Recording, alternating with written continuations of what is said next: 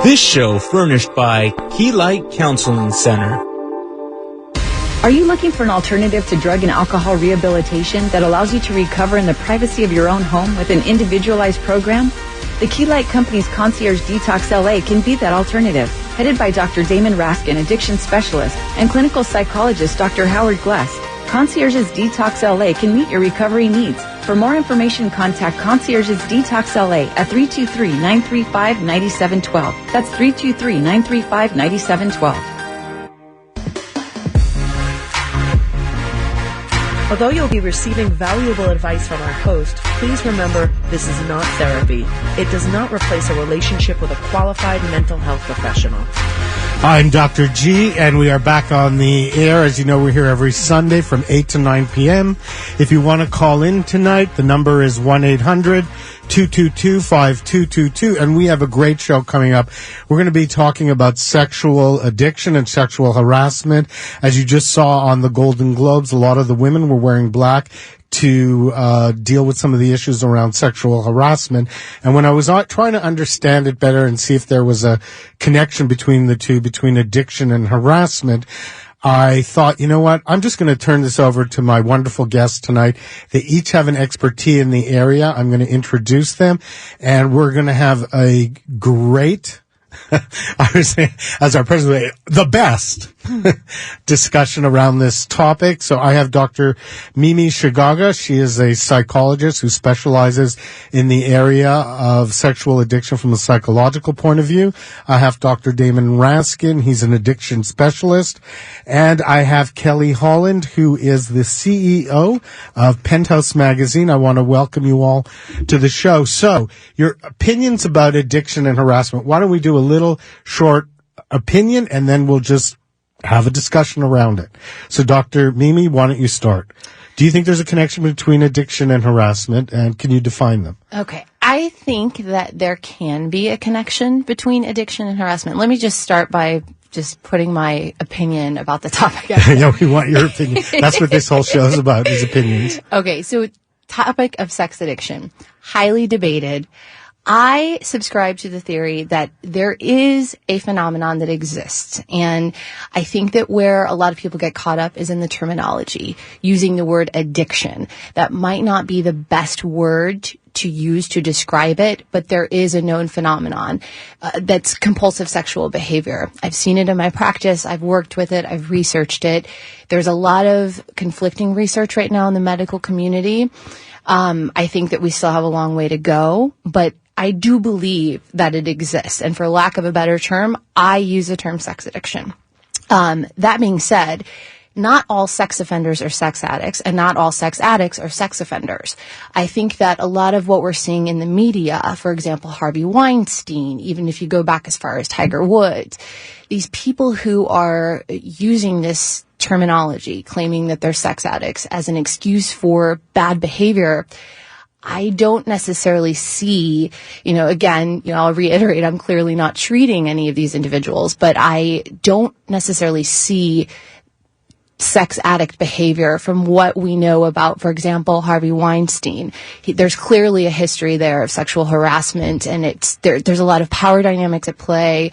That could be more attributable to something like narcissism. It doesn't necessarily mean he's a sex addict. And I do think that oftentimes people will claim that they're a sex addict in order to try to excuse bad behavior. Yeah, I agree with you completely. I mean, when you look at the two, addiction is more of a compulsive behavior, and where a person feels like they can't control themselves, and sexual harassment is usually more of a personality issue. Right. The need for narcissistic need for power, for control, and a lot of times money is used that way. Absolutely. And I do agree with everything you're saying, but we're going to go over to Dr. Raskin, and I'm curious, as a medical physician, addiction specialist, what your thoughts are around it. Well, Howard, thank you. I actually agree with you that this is very controversial in the medical field, and as an addiction specialist, I don't believe at this point we have enough evidence to say that there is such a thing as sex addiction.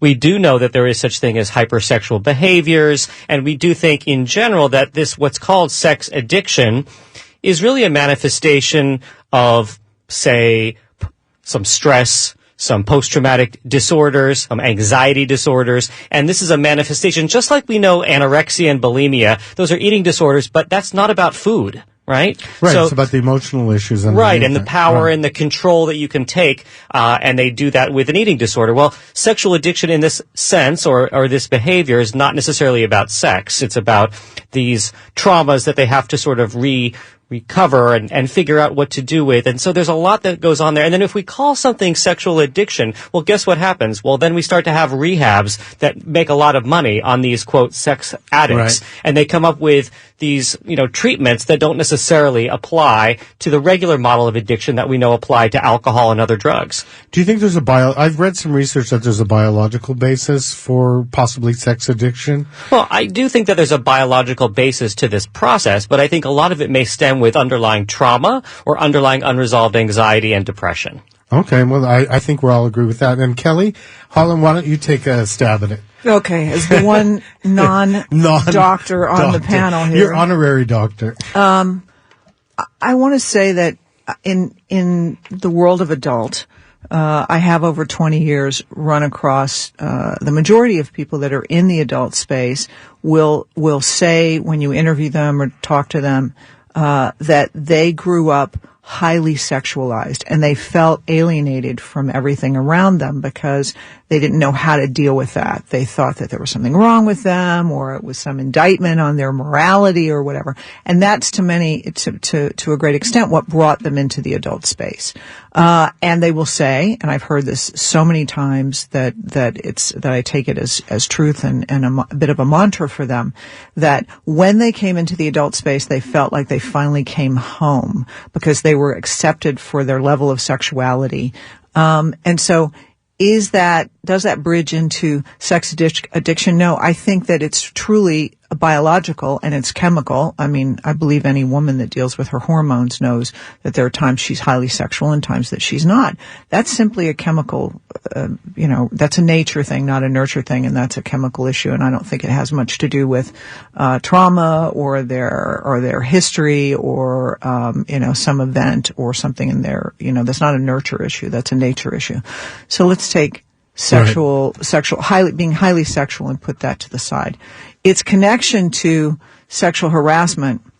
I mean, look, I think you could do a whole show. You could do many shows on sexual harassment. You could do many shows on sex addiction. And I think we put a lot of things under the mantle or the definition of sexual harassment. You've got Roy Moore on one end of the spectrum, which is rape and pedophilia. You have Weinstein, who I see more as sexual assault. And then you have sexual harassment. I don't know. Yes, you have sexual harassment, people using their position of power, to gain control over people. And I think that it's less about sex and it's more about power and control. But I also think you have, the joke that was misunderstood, that had no ill intent, which is now being labeled as I was sexually harassed or put in a sexually compromised position. You have, the Louis C.K. thing. I don't want to underestimate how traumatic that may have been for the women who walked in and saw his penis, but I just look at how I would react to that. I would walk in and say, "Are you joking? Put that thing away." Let me ask Dr. Put it Chicago. away. Let me ask the other woman on the panel. How would you react to that? Okay, so, and I'm over here smiling and nodding my head because the other issue at play, which I'm sure we're going to get into later in this conversation, right? It's accountability, right, on all ends.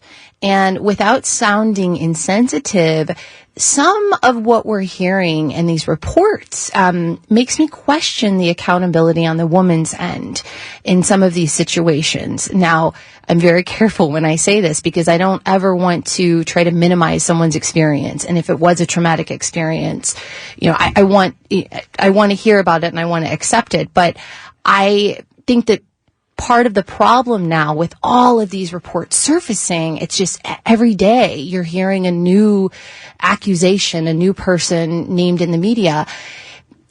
Some of the reality, I think, is getting lost. And I'm afraid we minimize to more serious situations with everything that comes out. And so I worry about the self-victimization that may be going on and the abdication of power and autonomy from women by saying, oh, I felt like I couldn't do anything. Now, I also, it is a very difficult thing for a woman to talk about, very difficult for me to talk about. I take into account that I'm 5'10.5", and the world may look very different for me because I'm tall. The world may be very different for me because I am alpha by nature. So I don't underestimate the fact that women from a different background and different experiences may really feel assaulted by something like that. I just can't wrap my brain around it, frankly, though. I think I worry about self-victimization. I also worry about the sort of militarization of the accusation, and that can be used very irresponsibly. And I've seen a few cases recently where I feel that has happened. I want to go to an earlier point. We have about a minute left, and then we're going to go to commercial, and we have the whole show to talk about this.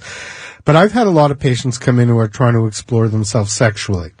And they go right away to this place of pathologizing their sexuality and say, well, I must be a sexual addict because I'm trying to explore myself or, in different ways than I'm used to. And that's my concern about always labeling someone with an addiction, that you might very quickly pathologize something that's very healthy for them to do. So, I think, and that adds to the shame a lot of the experience, is if you go into an addiction, then they feel there's something wrong with them. So it's a fine line. I'm not always sure, how to define it, but I think it's a case-by-case basis for me, at least. That's my experience. And I'm sure you know that the manual, the God sort of, book that discusses diagnoses for psychiatrists doesn't even label sexual addiction as a true disease. It's not even considered an illness. And so we have to be very careful, like you said, labeling someone as a sex addict if it doesn't really exist. I mean, what are we talking about, really? We're talking about a behavior. We're talking about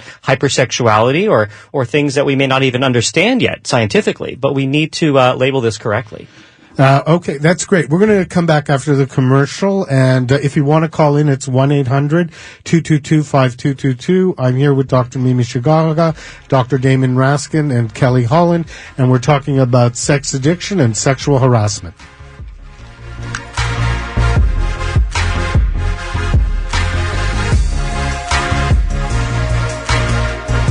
Howdy, folks. Colonel Sanders here. Folks keep asking me how KFC can afford to fit 2 pieces of Kentucky Fried Chicken, taters and gravy, a biscuit, a medium drink, and a cookie into my KFC $5 fill-ups and still sell them for just $5. Well, I saved a little money by only paying for 25 seconds of this here 30-second commercial. KFC, it's finger-licking good. At participating KFCs for a limited time, prices may vary. Tax extra. Extra charge for breast piece and side item substitution may apply. Attention all authors. Page Publishing is looking for authors. Have you written a book and want to get it published? Page Publishing will get your book into bookstores and for sale online at Amazon, Apple iTunes, and other outlets. They handle all aspects of the publishing process for you. Printing, cover art, publicity, copyright, and editing. Call 800-501-3689 now for your free author submission kit. That's 800-501-3689 for your free author submission kit. Again, 800-501-3689. Howdy, folks. Colonel Sanders here. Folks keep asking me how KFC can afford to fit 2 pieces of Kentucky Fried Chicken, taters and gravy, a biscuit, a medium drink, and a cookie into my KFC $5 fill-ups and still sell them for just $5. Well, I saved a little money by only paying for 25 seconds of this here 30-second commercial. KFC, it's finger-licking good. At participating KFCs for a limited time, prices may vary. Tax extra. Extra charge for breast piece and side item substitution may apply. Attention all authors. Page Publishing is looking for authors. Have you written a book and want to get it published? Page Publishing will get your book into bookstores and for sale online at Amazon, Apple iTunes, and other outlets. They handle all aspects of the publishing process for you. Printing, cover art, publicity, copyright, and editing. Call 800-501-3689 now for your free author submission kit. That's 800-501-3689 for your free author submission kit. Again, 800-501-3689. Are you looking looking for an alternative to drug and alcohol rehabilitation that allows you to recover in the privacy of your own home with an individualized program that meets your specific needs? Concierges Detox LA can be that alternative. Headed by medical addiction specialist Dr. Damon Raskin and clinical psychologist Dr. Howard Gluss, Concierges Detox LA will design an individualized program to meet your recovery needs. For more information, contact Concierges Detox LA at 323-935-9712. Welcome back to Engaging Minds with your host, Dr. Howard Gluss, licensed clinical psychologist. I'm Dr. G, and we're back with Engaging Minds. We're talking about sexual addiction and sexual harassment. And I want to address something with Kelly Holland. As you know, she's the owner of Pentest Magazine and Global Enterprises. Her opinion and experience of sexual harassment in the adult world. I wonder if you could elaborate on that and what your thoughts are on it. Sure. It's an interesting concept to think about actors that show up and their job is to have sex, and can, in that environment, sexual harassment take place? Yes, it can, by crew members, by directors. There's a quid pro quo and a casting couch. You have sex with me and I'm going to put you in a movie. That happens. However, I think the underlying counsel that I would give to all actors, men and women, is that at the end of the day, they need to control their environment and they need to be willing to say no and walk away from a job if anything is making them uncomfortable. Forget sexual harassment. Forget that you feel someone said something inappropriate. I've been on sets for 20 years, and there is a protocol on a set.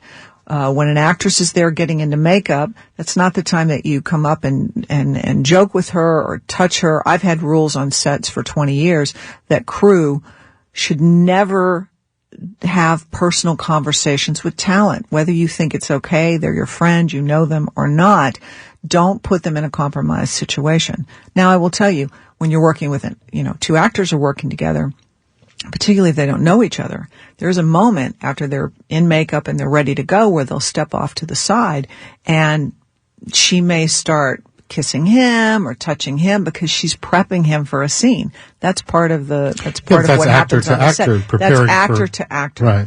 Right. What's probably more common on a set, it's not sexual harassment, but that actors are pushed to do things that they're not comfortable with.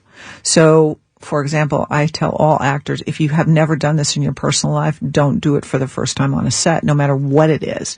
If it's not something, if there's an actor on a set and you show up and your job is to do a scene with that actor and have sex with that actor, and for whatever reason something happens and you're not comfortable, you see something physically with that actor, or you get a sense that actor was drinking too much or did drugs the night before, or you heard something, whatever it is.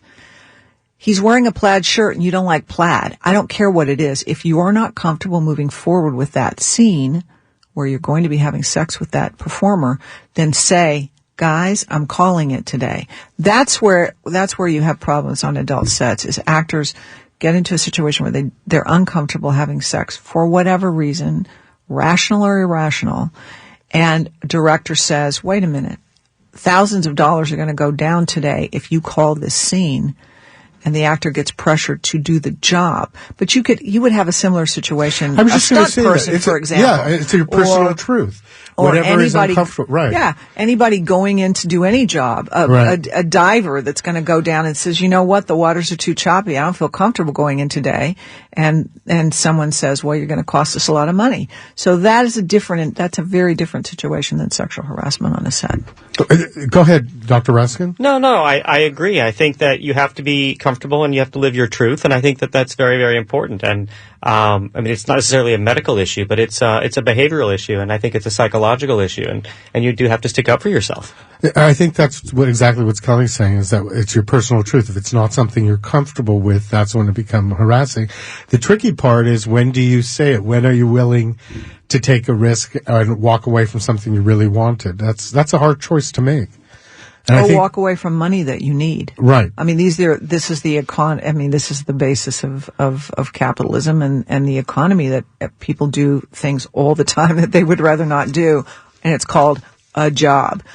Now, when you get into that situation and an actress chooses to have sex with a director, and I'm not talking about in the adult space necessarily, but in all spaces, and she chooses to go along with the go along because she wants that job, then, as you were saying, there's a mutual responsibility. Both sides need to own inappropriate behavior and the fact that you were willing to do that because you wanted the outcome. And I wanted to mention, you talked about at the beginning about all these different kinds of cases of sexual harassment, and a lot of times when something comes to the forefront, especially psychologically so intensely, we haven't had a chance yet to differentiate it.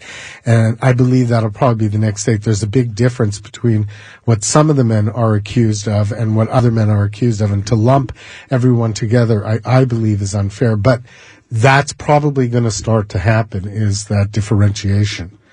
So, do you think this is something that's going to last? And do you think it's a movement that's going to really change people and change the industry? Or what about in the medical field? Yeah, I mean, I think that I have patients that come in now and start talking to me a little bit about, what will you give me disability because I feel stressed out on my job because my boss has been harassing me that I haven't seen in several years, and it's coming to light. And I'm going, well, yeah, I mean, it's interesting that it's coming out now, just like we're hearing more and more. It's almost like we're getting a little bit desensitized at this point because there's been so much in the media. Every day, like you said, we're hearing about a new person who's doing some harassing. And is it just harassment, and what is really going on? Is it assault? Is it just sexual innuendo? And we need to know to really be able to say, well, yeah, you should get disability and not have to work because of this person. Yeah, I've had the exact same experience as a psychologist. People coming in wanting disability because, and I think that's a really bad thing, because then they take the purity and what's good about what's going on right now and they abuse it. I'm wondering if you had similar experience. Right, absolutely. Well, that's what I was speaking to before, that I think that the problem in this, and as Kelly was saying too, is that things get lost in the shuffle, I think. And as you were saying, in reality, there is a lot of harassment going on. There have been assaults that have happened. These things exist. I mean, and not just in the film industry, in all industries, right? And I think that it's great, even the campaign that's happening tonight, the Time's Up campaign as we speak right now at the Golden Globes. It's great because it brings light to an inequality, and not just for women, but for men, for, the LGBTQ community, anyone who has an alternative type of lifestyle as well. But I think that some of this positive message gets lost in all of this. Some victims get lost in this because we are going to become deafened to this because the noise level, and I don't say noise in a negative way, but the outrage level has risen to such a peak that I think that a lot of victims will get lost in the pushback to this, and but it's a pendulum. Yeah. It's a pendulum, right? So all in, net, this is an incredible positive because women are emboldened and they're empowered to talk about things that they hadn't talked about before. What's tragic, and I always beat the same drum, the reason I love the adult industry is they've been talking about their sexuality for so long, and they're so comfortable talking about it. Obviously, they're on camera having sex, and I love them for that. What is tragic is that we are in 2018, and there are so many women who only now are coming out and saying, I was assaulted, but I was embarrassed to talk about it, and then I was raped, or I was groped as a child in the Roy Moore case, and only now, 40 years later, am I comfortable and I will not be shamed. That's the tragedy, is that it took till 2018 or 2017-18 right, to come out and have women feel emboldened because they have the collective voice of all women to talk about that. Like I said, that's why I love the adult industry, because they've been out. They don't care. They're just like, this is what I'm doing. What do you want to say about it? And I love them for that. And then I also think what's kind of tragic is this, now that the assaulters are saying, oh, well, it's because I have an addiction. Exactly. And then they go That's off, and they go off and hide in a rehab center, and they hope that in a few months it'll all get blown away. Yeah, suddenly we're supposed to be empathetic towards Harvey Weinstein because he says he has an addiction. I bet he doesn't even have a clue what that means. Right. Exactly. And then they're hiding behind the disorder, and then the people who really have an issue, a struggle with compulsive sexual behavior, are being lumped into that category. We have a minute left. I'm thinking, I run a group for men. And one of the issues that the men have been talking around this is they'll say, well, I was socialized to behave this way. Mm-hmm. This was acceptable behavior. These are guys that are in their, let's say, 60s. This is the way I was brought up. And I didn't even realize that I was doing something that was hurting women. And this is a lot of times what the manly thing was to do, what was expected of me. I think that's pretty interesting, too, and a generational issue. I feel so. I say this in all sincerity. I actually feel sorry for men in general. It's a tough time. This is a tough Dr. Raskin, time. It's a tough time to be a guy. It can be. It's confusing. It's incredible. And we've talked about this before. Yeah. You've got a reptile brain that's been driving you for 126,000 years to do it one way, and in 3 generations, you have to flip the script. And I think it's important just to say, on that continuum, rape, sexual assault, sexual harassment, and then just being a dope. Like just bad behavior in general. Being the rude guy at the party, right? I was at my cleaners today, my dry cleaners. I picked up something, and the girl I know pretty well, she looked really pretty. I said, oh, you look really pretty. And then I looked at her, I said, am I allowed saying that anymore?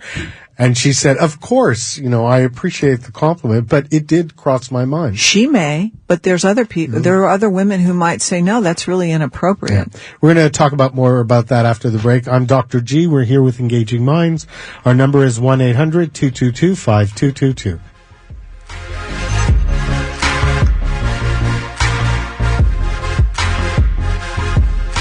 If you ever want to buy a house or a car, you're going to want to know your credit score. If there's a mistake on your credit reports, you could pay more in interest rates and fees than you have to. Where can you go online to quickly get your credit score and credit report for free? CreditKarma.com/radio. Check it whenever you like. It's free and there's no catch. Don't get an unwanted surprise about your credit score. Go to CreditKarma.com/radio. That's CreditKarma.com/radio.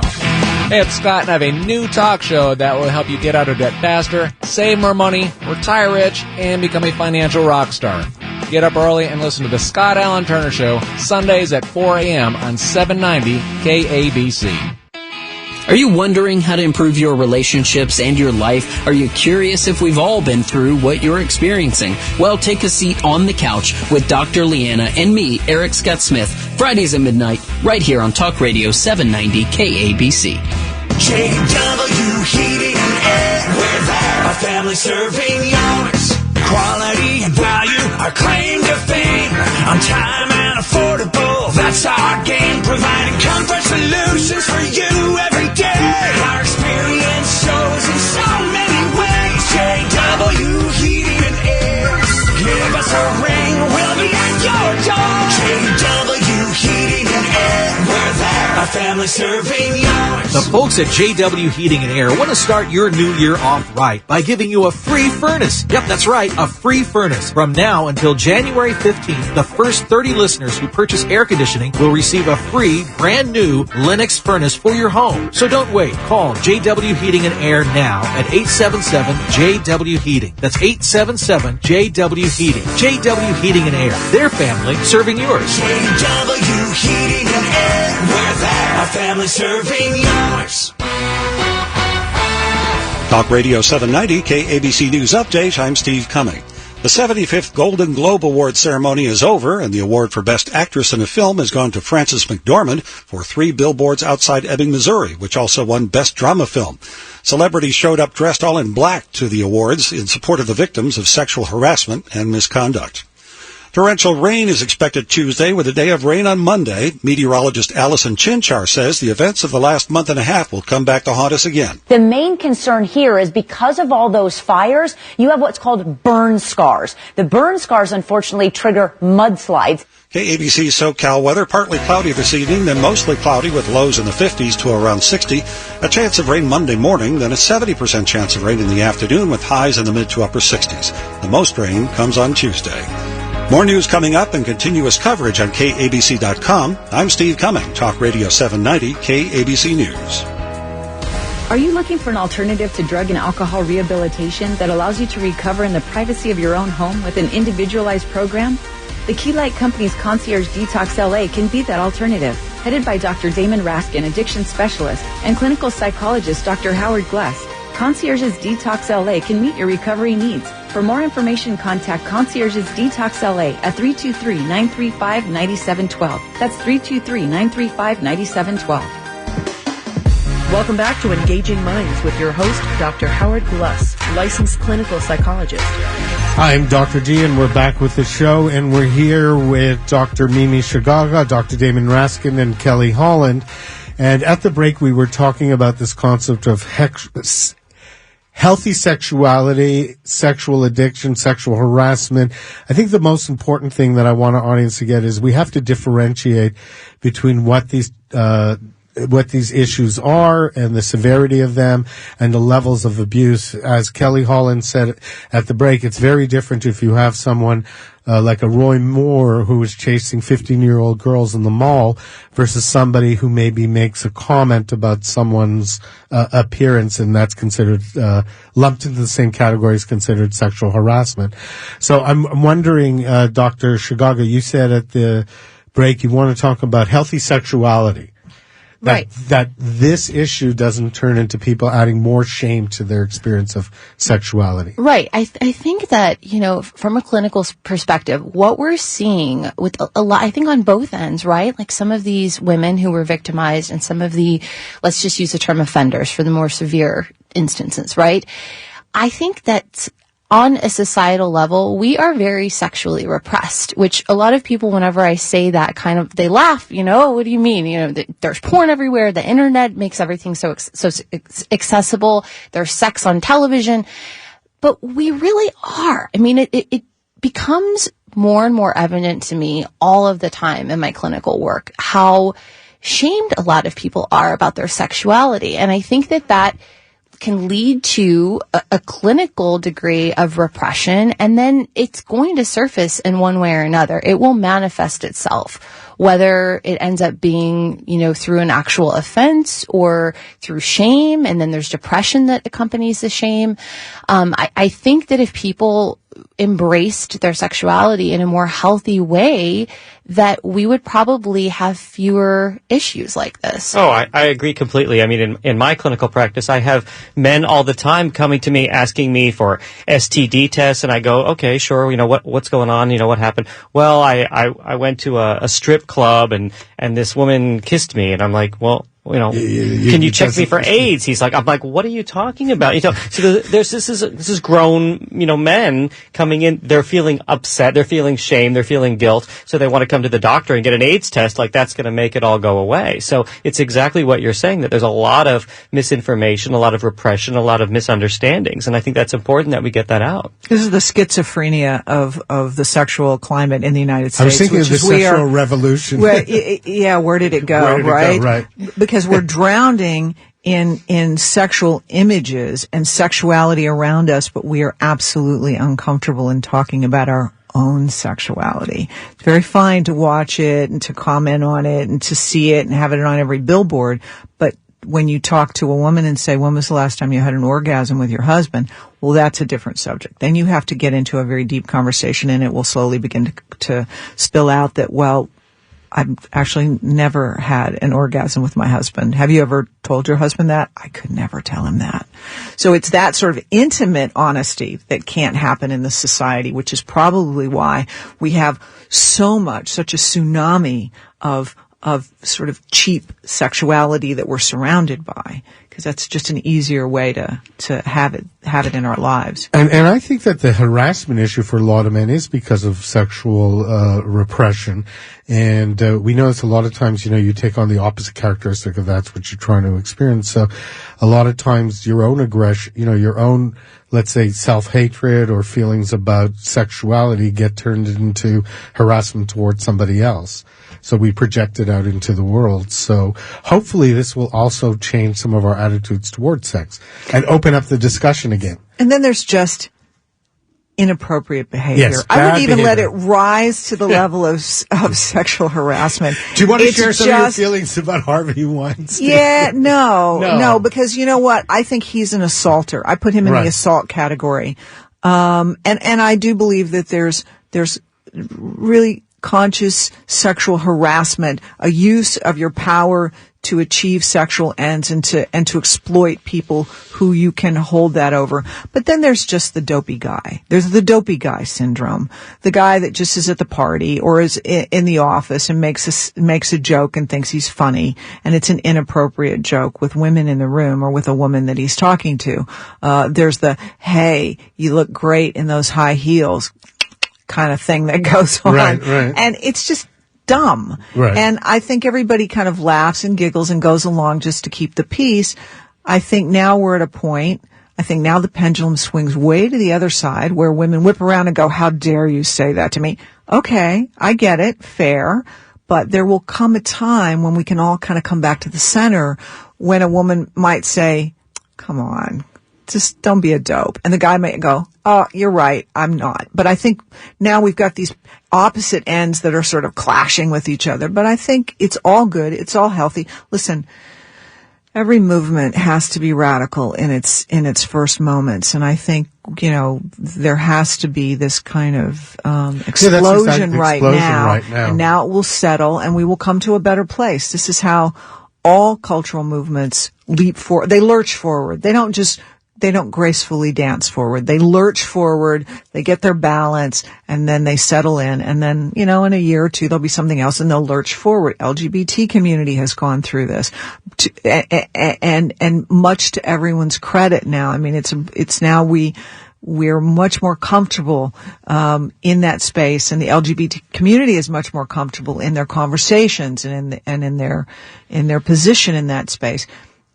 It's just, it's the evolution of our culture and hopefully of our thinking. I agree with you completely. And one of the things I wanted to bring up, and Kelly, I know you said that Pentas is doing an article on this Camille subject. Paglia on self-victimization. She's that kind of third gen, for people that don't know who Camille Paglia is, and I love her. She's kind of that third generation feminist, third, fourth, I don't know what generation feminist, starting with, Andrea Dworkin being the first generation who believed that all sex was rape, right? So, we've come along. So Camille Paglia, has said, in this article, that women need to, claim their power and understand their ability to accept what they want to accept and reject what is appropriate to be rejected, and that women have to understand that they need to claim their power in this time, and not feel that, not live in the past of their own self-victimization about what was happening and what they were accepting, essentially. I couldn't agree with you more. And I wanted to, I think we all have to do that, not live in the past and act as victims, but see where this new insight's going to take us. I wanted to add something, to the addiction issue that I wanted our audience to understand, is that a lot of times when we're talking about addiction, we're talking about what we call in our field, dual diagnosis, or many different issues going on at one time. And to just claim that someone has a sexual addiction, a lot of times we're missing some of the other issues. So I wondered if Dr. Raskin can comment on that. Absolutely. On the multifaceted diagnoses. Oh, absolutely. Yeah. I see all the time that people who come in with these hypersexual behavior disorders also have alcohol issues, or they have other drug issues with opiates or other drugs. And they may also, in fact, have psychiatric diagnoses like major depressive disorder or other anxiety Bipolar disorders. disorder, Absolutely. Right. So these things are so common to be conjoined that it sometimes is hard to separate what came first. And a lot of times I believe that some of these sexual behaviors are a manifestation of them trying to escape or self-medicate their way out of some of these anxiety disorders, for example. And that's what I see very commonly in my practice. And Dr. Chicago? No, I would absolutely agree with that statement. I have had people come to me completely self-diagnosed. I'm a sex addict. Can you help me? You know, and then come to find out, I mean, they really, you know, if it were a formally recognized disorder, they wouldn't meet the criteria. You know, and that's the key. It is not, as of yet, a formalized, recognized disorder. Absolutely, yeah. But I think that, like, this whole issue, right, it speaks to everything that we're discussing about the harassment and everything. So much of the way we view these things, it's social constructs, right, societal constructs. What lens are we looking at the situation through? And I think that a lot of people, they hear the word, or the term, rather, sex addict. Oh, Harvey Weinstein's a sex addict. Oh, Tiger Woods is a sex addict. I must be a sex addict because I cheated on my wife. I must be a sex addict because I like porn. You know, there's a difference between excessive use, repeated use that's interfering with their occupational functioning, that's interfering tremendously with their relationships that they're spending. You know, we have to take a quick break, but I want to talk about that more because actually I thought the Tiger Woods case was interesting because even though he was cheating, he did have some accountability. He was not really sexually harassing at all. It was more an issue of the issues that were going on in his relationship. I'm Dr. G. We'll be back right after the commercial. If you want to call in, it's 1-800-222-5222.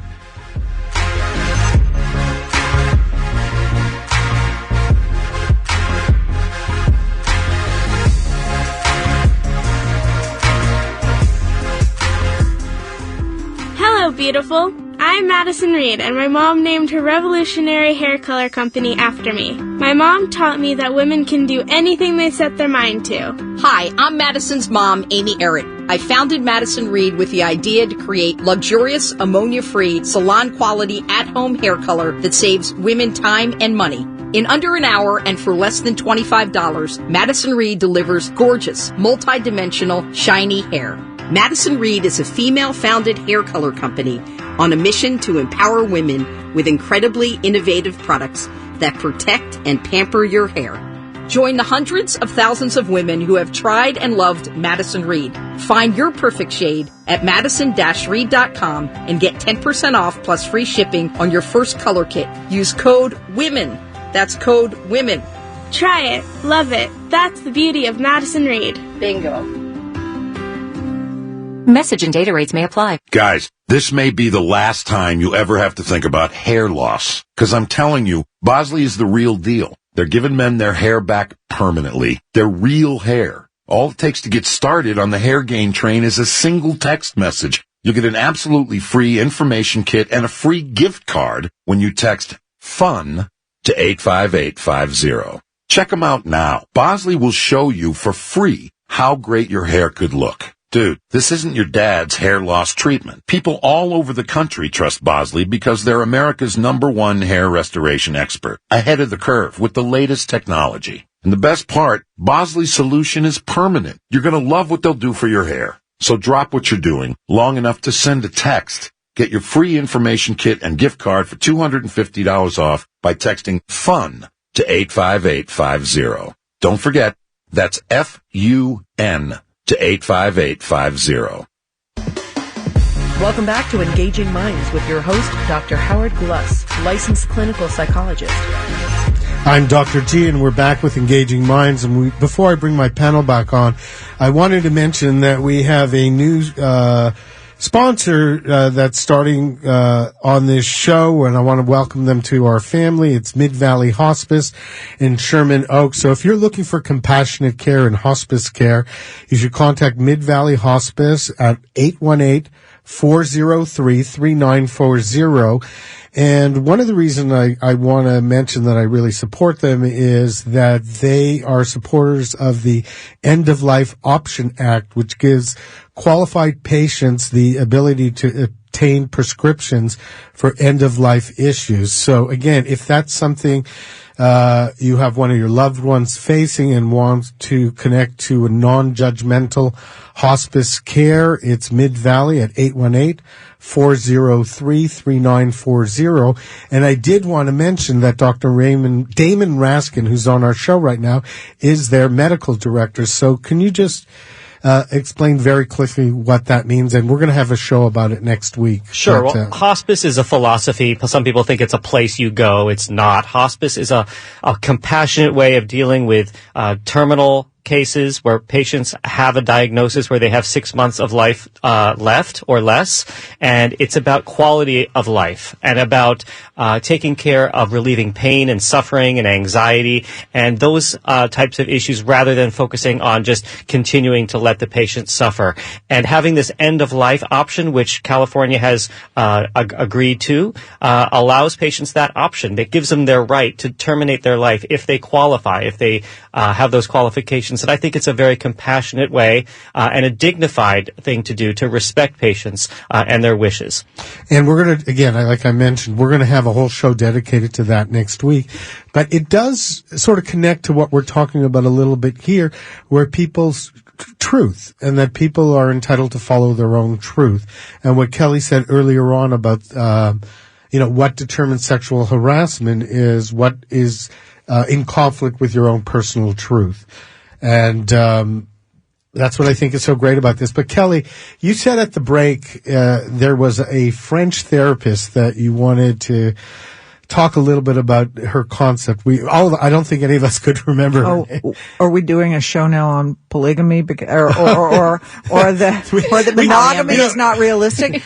You know what? Sure? I feel terrible talking about her because actually I think she's French Canadian because I can't remember her name. But she wrote a brilliant book called Mating in Captivity, and all of the biological imperatives that are in direct contradiction to a monogamous relationship. What we want what we are attracted to and sexually attracted to is mystery and uncertainty and a little bit of danger. That's what we're chasing sexually. But then, of course, what we want in a long-term partner is predictability and stability and, knowing that they're always there under all circumstances. But then that translates into boredom. So, it's just the difficulty. So that came about. We were talking about that on the break because I think you were talking about the fact that Mimi was talking about the fact that people who perhaps are cheating on their spouses might think that they have a sexual addiction, and I believe that is also a common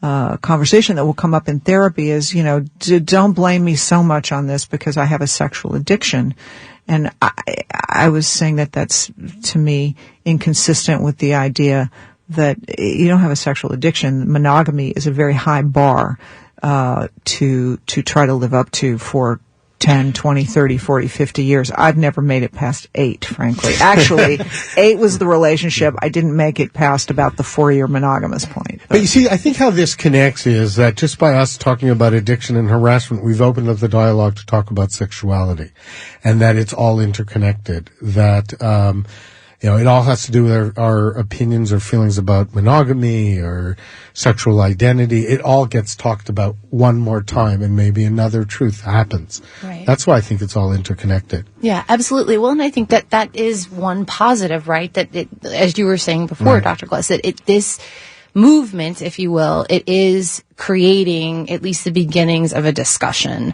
about sex and sexuality. And I think further to Kelly's comment about the self-diagnosed sex addict who's cheating on his wife.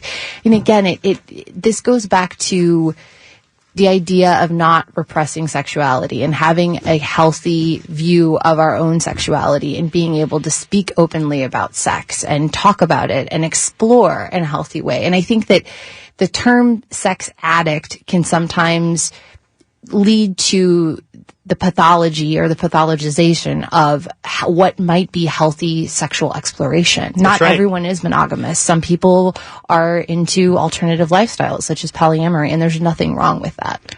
And I'm sitting next to Kelly, and I'm thinking, pornography is some people think, oh my God, I have a problem because I look at pornography on the internet or magazines or movies, and it doesn't necessarily mean because you do that you have a problem at all or that you have an addiction. In fact, it can be extremely healthy and very, very normal. And I have patients that get very frustrated about it or upset about it. It's a woman that coming in, oh, my husband, I found a pornographic magazine. I'm like, well, is he having sex with you? Yeah. Well, then, is it a problem? Is he doing it all the time? Well, I don't think so. Well, is it taking him away from his job or from you or no, or the kids? No. Okay. Well, it may not necessarily be a addiction, and that's what I try to convey. Maybe it could be something positive that you'd integrate into your relationship. Exactly. And did you, to the woman, you can say, did you go watch 50 Shades of Grey, or did you read it? Did that turn you on? Did that then make you want to try some new things with your partner? And by the way, if I can just give a shout out to the woman that wrote Mating in Captivity, her name is Esther Perel, Esther Perel. She's written some other books too. Yeah. She's marvelous. If you ever have a chance to listen to her speak, she's really incredible. But I didn't want to just refer to her as the French. I appreciate that. French Canadian whose name I could not remember. Yeah. Again, I think what's so great about let's talk about that. We talked about that a little bit at the break. The idea of differentiating between sexual addiction and maybe pornography addiction. Any thoughts on that, Kelly? Well, I think we're all talking about whether that sex addiction is actually not considered to be a pathology. I would say that there's probably more of an issue with porn addiction. Now, I don't tread into that too deeply because that's used by the right to really condemn pornography. And pornography, for me, if it's not misogynistic, is a useful tool and a great medium for people. But I do think that people, they can become addicted to video games. They can become addicted to television. They can become addicted to porn as a way to disengage from actual interaction with other people. And that then becomes problematic, or it becomes problematic if they end up staying home all day to watch porn and they're not going to work. Obviously, those are some of the definers of an addiction. Where does it become an addiction? So I think it exists. I don't think it's common. There's been sort of mixed studies out there. Generally, when the religious right does the study, they'll tell you there's a lot of porn addiction, or when the Mormon Church is behind the study, they'll tell you there's a lot of porn addiction. But I think neutral third-party studies don't show that that's a very common thing. Certainly, I'll tell you what's more common is addiction to video games is much more common. I agree with that. We once did a show on that, and that's exactly what the numbers came up with, that video game addiction was more severe. But it goes along with what we've talked about here to the two docs, that many times the issues are related to high levels of depression and anxiety, and the acting out behavior just goes around porn. It could go around other substances or shopping or gambling, any process-related addiction. So it's just pretty much what you do with those issues and where you decide to focus your addiction. And that's what needs to be dealt with. What's the underlying issue? Can I say one word? Yeah, absolutely. Alienation. Yes, it's depression and all of that, but underneath all of that, I think is just this incredible alienation, which is also kind of symptomatic of our culture, particularly in the United States, which is so polarized. With the few minutes left, one of the things I wanted our audience to get, and this is why I love having the three of you together, is to understand that this is a very complex issue, and we're just skimming the surface on it. And a lot of times there's many issues related. There are health issues related. There are other psychological issues. And the issue of harassment needs to be differentiated and broken down to. But as Kelly said, the wave started and we'll see where it goes. But I think the most important thing is that we're talking about it. And a dialogue has started, and hopefully it will continue. With the time left, any parting thoughts, Dr. Mimi? That says it all. I could talk about this all night. I know, really. No, I think it was a great discussion. And like you said, I mean, we really, really are just scratching the surface with this because it's such a socio-political topic and there's so much to talk about here. Absolutely. But thank you, Dr. Damon. No, I think this is, again, a great conversation, a great way of sort of bringing it out into the air, into the open. And if you do think that you're out there and you do have an issue or a question or a concern that you might have some addiction, whether it's to pornography or a sex addiction, please bring it up. Talk to a professional, whether it's a psychologist who specializes in an addiction specialist like myself, or even your general internist. Bring it up and have it come out there, and it's a confidential thing to talk about it with your therapist or with your internist. And I think it's very, very important to bring it up. And Kelly? Yeah, you know what's wonderful about this, no matter how far to one side or the other the pendulum swings, is that change never happens in Washington. Change is never legislated. It happens in the street. It happens when the dialogue starts. For good or for bad, it happens. At the very least, I don't want to say at the very least because I think there's a lot of very mosts in this space with the conversations about sexual harassment and sexual assault and rape. But you've seen now it's necessitated change in Washington. So now where legislators used to be able to, there was a slush fund and they could pay people to go away who were making claims. Now that's all emerging, and I think that's a great thing. And hopefully there'll be lots of discussions like this happening all over the country. I want to thank you all for coming on the show. I'm Dr. G. We'll be back next week. As I mentioned, next week we're going to be talking about the right to die issue here in California and the complexity of that issue. And that'll create some social change too. I'm Dr. G. If you want to email me, it's drhowardgluss@live.com.